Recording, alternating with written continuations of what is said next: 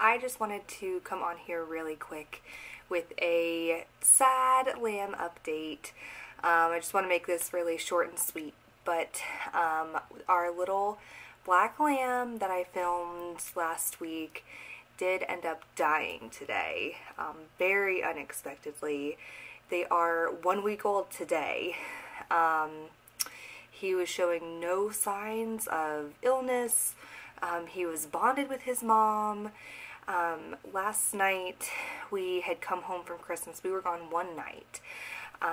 And we came home and everyone was there. Everyone was healthy and happy. And we saw him running around and we saw him nursing. And he was perfectly fine when we went to bed around 11. And then when my husband got up at 4 this morning to go duck hunting, he just found him laying there away from mom. He was really cold and wasn't moving. And he brought him in, and we used water bottles and blankets and everything to heat him up and tried to feed him with a syringe. But it didn't work. We kept him alive for a couple hours, and we thought he was getting better, but we don't know what happened.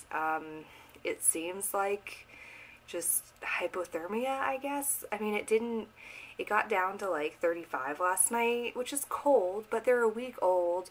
There have been much colder days. He's been eating really well, we think. I don't know, like maybe he got smushed by someone, and I wouldn't think that would cause hypothermia, but maybe, I don't know. It doesn't seem like he has any kind of disease or infection or anything like that. We only have a flock of, it was 10, now it's 9 sheep, so we don't have like a huge operation or anything. But yeah, we're really bummed, we're really sad. It's never fun to lose an animal, and it just really makes me thankful for our community here, and everyone on Instagram has been so amazing. I am so thankful that I virtually have met all of you. I don't know, a lot of people in our real life don't really understand what we do, like our family and some of our friends they just don't get it, and we don't like to talk to them about it, just because, like I said, they don't get it, and I don't get what they don't get.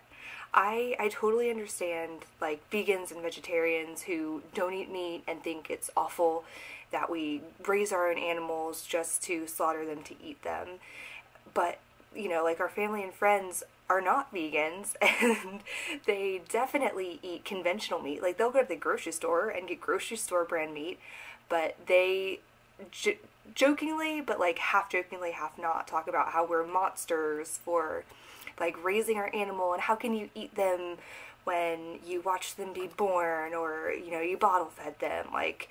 And then, for example, we had Thanksgiving at our house this year, and like no one ate our meat because they were so bothered that they had seen them as a baby. But then you'll go to McDonald's and eat a hamburger where the cows were like tortured their whole life. Anyway, that's a tangent, but just to kind of put it in perspective, like, I'm thankful now that we have people that we can talk about this kind of stuff and who really get it. When we talk to our real life friends and family, it feels like they think we don't deserve to be sad about it. You know what I mean? Like, we still love our animals, and the whole point of everything we do is we don't want them to have a miserable life. We don't want them to suffer. We want them to have their whole life running around in the green grass, doing sheep and cow things, living their life to the fullest. And the whole point is for them to not be in pain. So when they're, like, I know he must have been in pain. He must have been hurt. That's not the death we want for them. And it breaks our heart that he had to experience that. And for other people to make us feel like we don't deserve to be sad about it because we were going to kill him in 2 years. Like, that's not what we at all ever want. And when we were trying to get him back to health, like, harvesting him was not on our mind at all. Like, we just don't want him to suffer. We don't want him to be hurt. They're animals. Like, we have compassion for animals, and that's why we do what we do. And it just really warmed our heart that people like you with like minds like understand, like, they're not pets, but we love them and we care for them, and it's not fun when they die. So sorry for that little rant. But I wanted to update everyone because I think 2 videos ago you saw them happy and healthy running around. And I'll insert some videos and pictures of him from the past week. I'm sure if you follow me on Instagram, we're trying to figure out what happened, but I think it's one of those things we might never know. But just in case there was some kind of illness or disease, we do want to know about that so that we can prevent it. And we'll probably be taking other preventative measures coming up soon, just to do anything we can to prevent it, just in case he did get smushed. We want to kind of separate the moms from the other, I mean, they're all pregnant, but like kind of separate them from the cows and the ram, even though like they've never been aggressive toward them. Like, you know, accidents happen.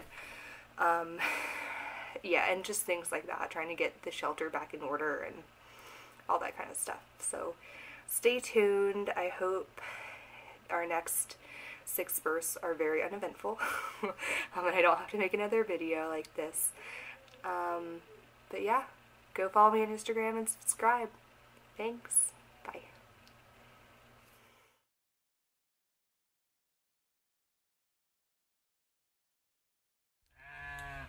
Well, I was so sure we were going to have a Christmas sheep, well, a Christmas lambing, but Blacktop is still pregnant.